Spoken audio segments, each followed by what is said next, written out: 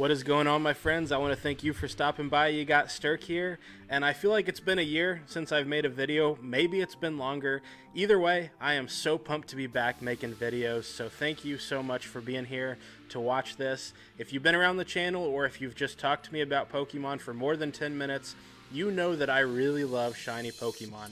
So not only have I made a video on some of my favorite shinies that I own, I also did like a whole series of my friend Cole's Pokemon game, Pokemon Elevated Emerald, where I did a shiny only Nuzlocke, so I feel like it's pretty evident how much I love them. But with that being said, when you have such a big passion for something, you also get pretty annoyed when something is not done well. And there are a lot of shinies that were not done well in the Pokemon series. So today, that's what I'm going to be focusing on. I'm going to be going through and fixing 5 shiny Pokemon that I think they could have done a much better job with. Now, I am no Photoshop expert. I am very much an amateur at it, but I do have a lot of fun with it, and I do think these turned out pretty solid. So let's just go ahead and hop into things because I am pumped to be doing this again. Coming in at number 5, we've got Tadbulb. When I saw Tadbulb and Bellibolt put out, when I saw them revealed, I could not wait to have one on my team. I knew it would be on my playthrough, and I knew that I would want a shiny hunt at post-game, whatever method necessary. With that being said, this shiny took a really long time to get because if you look at it on the screen right now, yeah, you can see which one is the shiny, but look at them side by side. Those do not look very different. The orange and the red, they just barely pop out. That you look at them and think about how small it is on the screen when you're trying to get it. Pair that with the fact that they took away the shiny sound from Legends Arceus, and you don't have shiny sparkles even though they are shiny in the overworld. You'll only see the sparkles when you encounter, so you've got to be able to see it well enough to encounter it, or keep spamming the Let's Go knockout and hope that you see a shiny that way. To me, it just took way too long. Bellibolt has a really good shiny, and something unique about it is it seems to be based off of Tadbulb's color scheme. More so it's shiny, but just imagining it just being based off of what a Tadbulb looks like, an obvious fun way to go with it would be to make Tadbulb kind of go off of Bellibolt's color scheme. Having the same type of color, having the body still be that turquoise, and then keeping the other colored accents that it's got that you see on a Bellibolt, I think it works out really well. We know it works out well because we've seen it in action with Bellibolt, and Bellibolt is wonderful. But on top of that, that would really make it stick out in the wild. When you compare it, these are very obvious that one is the normal form and one is the shiny form. You don't have to wonder. Also, looking at it in the wild, even if it were small and far away, it would just pop out enough because these Tadbulbs, they like to be in these big groups. You would see one that was not like the other and you would quickly know, that's a shiny, I gotta go get that now. So I'm pretty happy with how that turned out. Let's go ahead and just hop on to number 4. Number 4 is another mon that I am a very big fan of, being Minior. Now, Minior was not in the Paldea games. It's only been in the Alola region, or if you know it from competitive Pokemon, you know what it looks like. And some of you have to be yelling at your screen right now thinking, Ben, what are you doing? Why would this Pokemon be included on this list? Because it has a fantastic shiny. Just look at that thing. It's beautiful. But I do have 2 problems with it. One, I believe it was my friend Emperor Cubone who I heard this pointed out from. It's a little bit of a cop-out that it has colors from all the other cores, because then it doesn't have any of the personality of, oh, this is a blue Minior, this is an orange Minior. You don't know which version of it is shiny. I think I will keep it that way just because I figured out another little way to add that little personality bit to it. But the other fact of the matter is, when you look at a Minior, that is what you're going to see when you first encounter it and when you first throw it out in battle.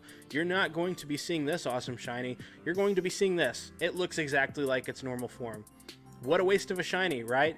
Because a lot of times you're just not going to get to see that. Or imagine if there are overworld shinies in the next game that it's in, we're probably just going to walk past a lot of them. If you're not lucky enough to encounter it and see those sparkles, you could very well run away from or KO a Minior. That is not a good thing. You don't want to waste a great shiny opportunity. So obviously, we have to find a way for its shields up form to be shiny but to also have a different level of personality from the shiny you're going to see in its core form. Because that's kind of a big point of Minior, right? You got the yin and the yang of it. You got part of it that looks kind of like cold and almost like barely moving, lifeless, and then you see the core form come out and it's just bursting with life, right? And that's part of what's so exciting about it. But it would be nice if it were cool in both forms. So looking at it, kind of looking at the difference between it, when it's in its shields up form, the colors aren't very strong, right? It's brown, it's got some black, it's got some white, it's got a lot of neutrals. Then you see it in its core form and it's bright and it's colorful. So kind of doing the opposite of that with the black I think would be cool. I actually kind of came up with this on accident, but having it as a white shiny I think actually ends up looking really good. It almost looks like it's like some sort of ice rock up in space. I think that would make it stick out. Also, it being the opposite from the black I think is very good for the reasons we talked about already. I was actually playing around with some other colors and didn't realize I had white on and clicked on it, and it was just a happy accident. I was like, oh, I actually really like how that looks. So I rolled with it. What I would do to add the personality is, if you notice the little pattern that's on it, I've got it decorated with 2 different types of blue. This is to symbolize the color of the body of the Minior and the color of its eyes. So for each one, I didn't do all of them because I was lazy, but if you look at them, say you got a red or a purple one, it would have those colors and the eye colors represented on its shields up form, and then when it exploded into its core form, you would see the awesome black one with all the different colors of specs. I think this would be incredible. You'd get to have an awesome shiny all the time, whether your shields were up and you were going defensive, or whether the shields were down and you were ready to sweep. You'd be doing it in style either way. So coming in at number 3 is a mon that I definitely wouldn't call a favorite of mine, though I do think it has a very good design. It has a very unique thing about it. It gets multiple signature moves. It's a really cool Pokemon. They did it shiny dirty. You all know I'm talking about Mousehold. Now, I get Mousehold and Tandemaus mixed up a lot, so I'll probably say the wrong names, but, you know, Tandemaus evolves into Mousehold, and when you look at it, it's a really cool design. It's cool how you can have it in its 4 form or in its 3 form. That's something very unique and exciting.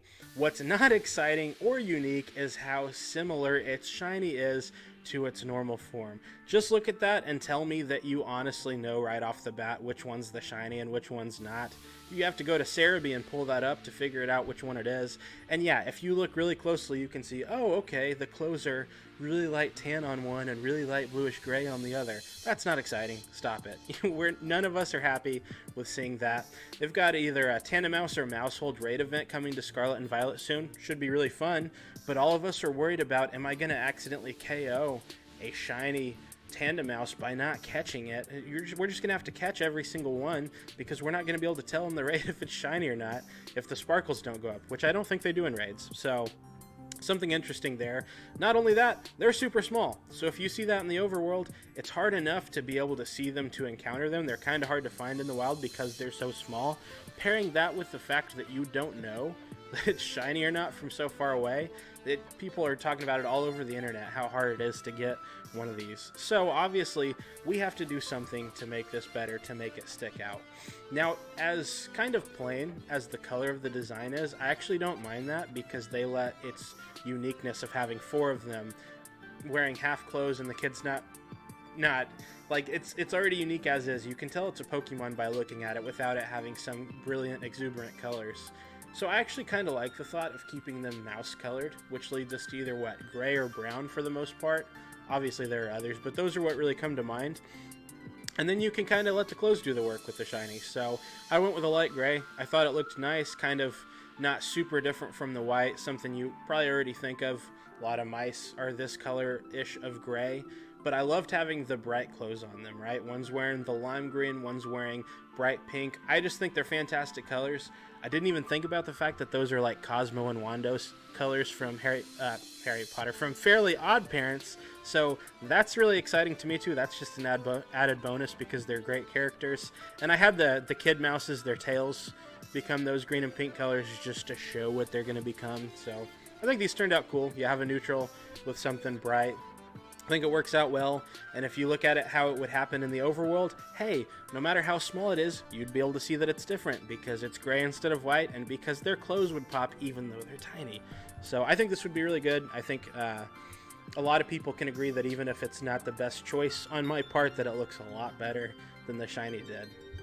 Coming in at number 2, another one of my favorite Pokemon, this one hailing from the Galar region, is Copperajah. Now, Cufant and Copperajah, we can all agree, for the most part, have some really good designs. It's cool what they're based off of, that they have copper in the name. Just now realizing I spelled it wrong on the screen. That's okay. But they're copper colored, and then they have like that rusting copper look of green on them. It looks very cool. Then you go on to the shiny, and it's like, okay, it goes from that copperish orange to like a yellowish orange. It goes from that rusted green to like more of a slightly bluish type thing. It really looks like they just went on Instagram and were lazily like, hey, let's put a filter on this and call it the shiny. And I'm not a big fan of that. I think they could have done better. I do think they did a good job taking a dark color and having its accents be something bright that pops out. Having it semi-related to the color is okay, but I did kind of want to stick with that, but still do something that's going to just make it look different and more exciting. And many of us know the rule of thumb that when you're creating a shiny, it never hurts to just say, when in doubt, black it out, right? And we all get made fun of for that if you're coming up with a new shiny design, like, oh yeah, you can always just turn it black and that's an easy way to make it look cool. Yeah, fair. And I didn't want to do that for very many because, yeah, that is an easy thing to do. But you gotta admit, black shinies look awesome. So I wanted to go that way with Copperajah, and I think it turned out really well. The black with the yellow and orangish type of accent, I think just makes it really pop.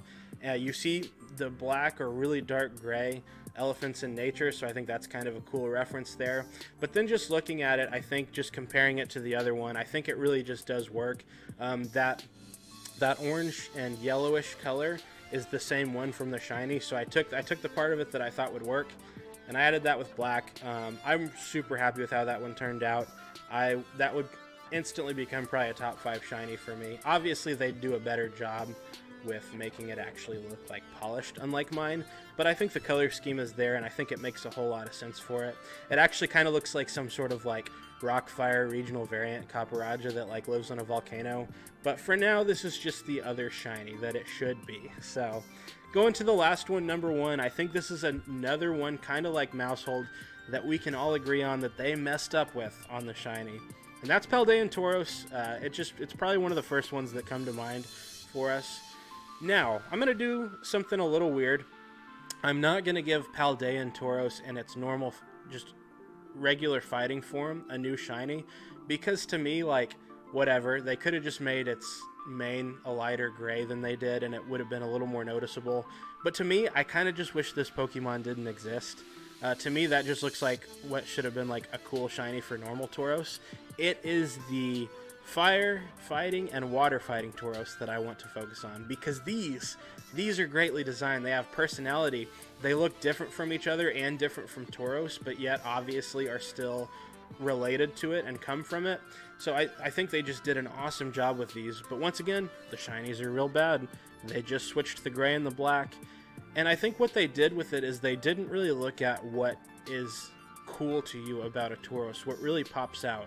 When you look at a Tauros, you notice the horns, especially with these regional ones. They have the different types of horns, one being the sharp one you'd expect to see on a bull, then like the water buffalo type horns, and the multiple cool looking tails they have. That's what jumps out to me when I see a Tauros. So I think when you think about what am I going to do to make this shiny better, I think you focus on those. And to me, it's just a really easy choice. You take their little red and the little blue that's on their mane, you apply a few different shades of it to the horns, you make their jewels that color, you make the tails look like paintbrushes. How fun is that? And then you got yourself a really cool shiny that, once again, when you got a herd of 12 Tauros stampeding at you because they just always want to fight, they're almost as angry as a Paris from Legends Arceus. When they're coming storming at you and you can't really see, oh, is that shiny or not, because it's barely different and there's a million of them, you'd be able to obviously see, oh, just look at its awesome looking horns. And I just think the colors looked really cool there. I was happy with how those turned out. That would absolutely make me want a shiny of each of these ASAP. So looking at this is the shiny fixes I came up with. I just did 5 of them. Though technically I did more, because right, all the mini ores, all the tandem mouse, you get it. But we did 5 of them, and what I want to hear is what are some shinies you think should be fixed. Obviously, we got the obvious ones like Garchomp and Gengar, or those ones you'd want to see on a future video. Let me know what are some bad shinies. Send in your own ones, and maybe I'll feature one if it looks good enough. So anyway, I'm gonna go ahead and hop on out of here, guys. Thank you so much for stopping by. It has been too long. Look forward to more content. Like, subscribe, and share this if you think it was worthy. If not, still have yourself a great day. Peace.